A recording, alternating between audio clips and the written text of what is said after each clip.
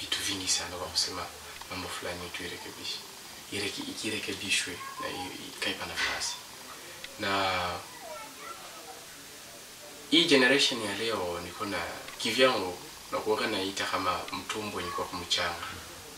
Yani mtumbo ukiwa mchanga kinyume na kwa niko na sawa vile na niko naambia hata rafiki zangu wengine nikisema kama mtumbo ukiwa mchanga kwa utembee kuna lazima matunda.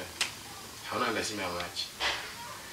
Na kwa hii generation ambayo tuko nayo sasa matunda yenyewe inaweza kutembeza mtumbo wenyewe kwa mchanga. Kwa sababu sisi hapa generation ya sasa tunazania kama tunaweza kwenda lakini hatuwezi kwenda. Yani tuko ni mtumbo wenyewe kwa mchanga. Tunahitaji sasa ni matunda sio maji.